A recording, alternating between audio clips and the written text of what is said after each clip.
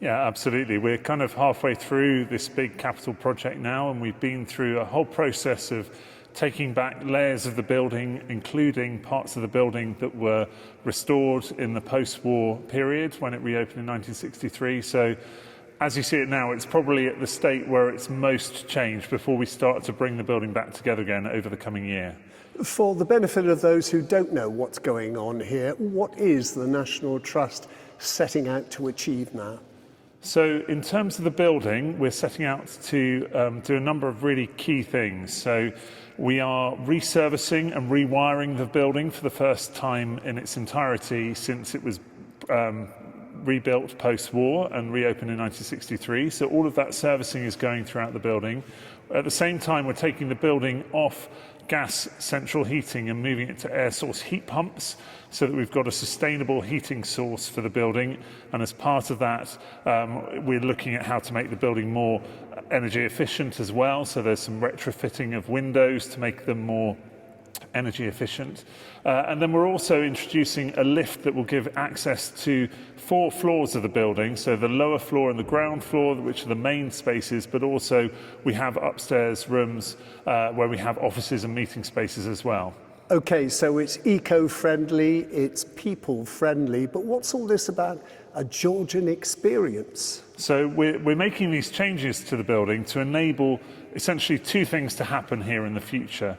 One is we want to bring the building to life for visitors who come to see the building and want to essentially step into the world of the late 18th century and experience the ball themselves. And we're doing that through the creation of a new experience that uses a huge amount of research that our curators have put together over the last few years and building on the amazing knowledge that's already there in the city about the kind of things that happened in this space, which was essentially the social heart of the Georgian city. So we want visitors, when they come, to essentially come to a night at the Ball and meet a cast of characters that are based on research into the real people who were here during the 18th century and follow their journeys. You know, maybe meet the debutante who might be looking to secure a future husband, but maybe she's actually fallen in love with someone unsuitable, and we follow their journey. Or we meet the business developer who's trying to secure extra funding for his deal, or maybe he's losing a fortune on the gambling table. So all of those things we want to bring to life in a really immersive experience in the future. Now, with your grand properties, maybe your country houses, there are always arrows pointing the way. You are led through that experience. Is that going to happen here? So there will be a route that people follow, and there will be timed entry at the start. So you're met at the beginning by a master of ceremonies who explains what's happening and where you are in history and where you are in the country as well.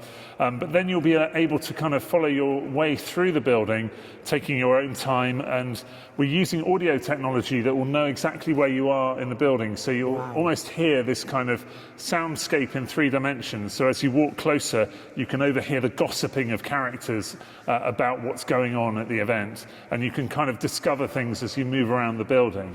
Well, talking of discovering, in all this work, in all this hacking down walls and digging up floors, have you actually discovered anything? I mean, bearing in mind that I suppose everything from street level up was obviously affected by the Bath Blitz. Well, we're certainly discovering more about the history of the building as we're stripping back layers, including spaces that we're trying to figure out where different functions of the building might have been. There's still quite a lot of work to do on that.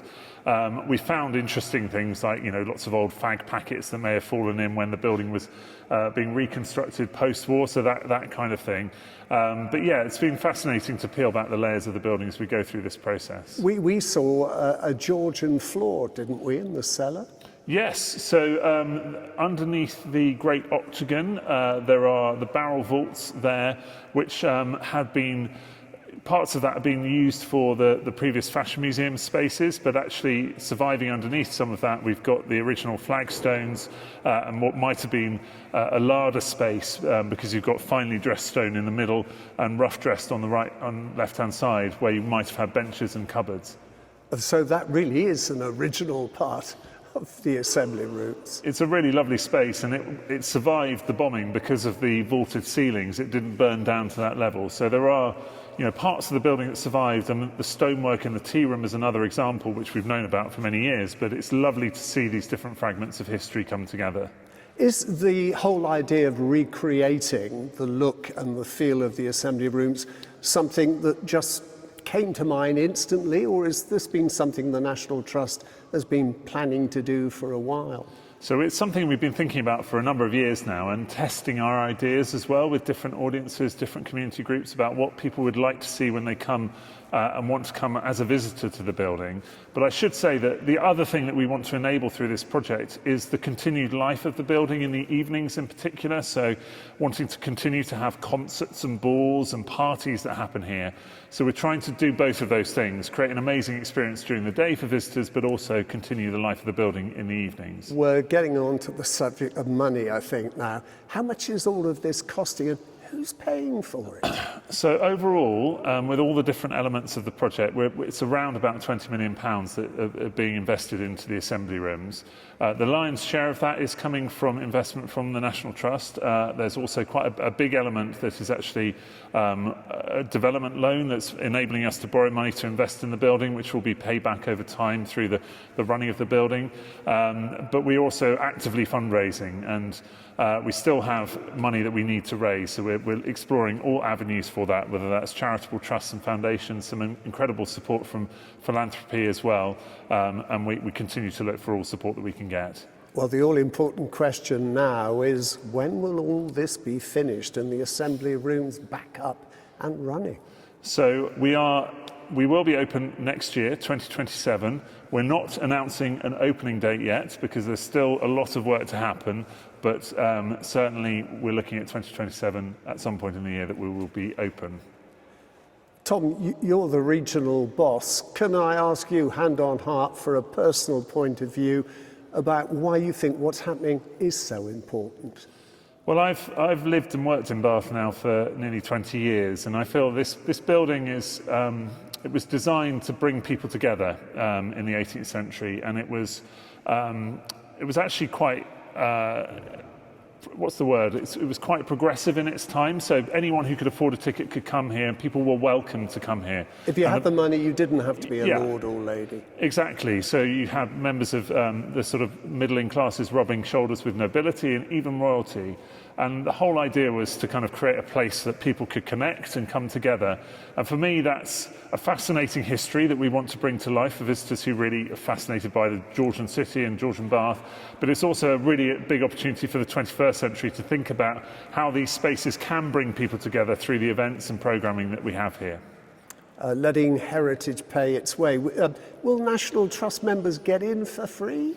So we're looking at how that's going to work in terms of National Trust members and paying visitors to come in through here, because we are having to manage this through a pre-booked, it's almost like an event that we're running. So we haven't finalised exactly how it's going to work, but that's work that's in progress. So I can hear the contractors coming back from their lunch break. Talking about work in progress, yes, the boys are back from lunch. We'll let them get on with it. Brilliant. Thank you again. Thanks very much.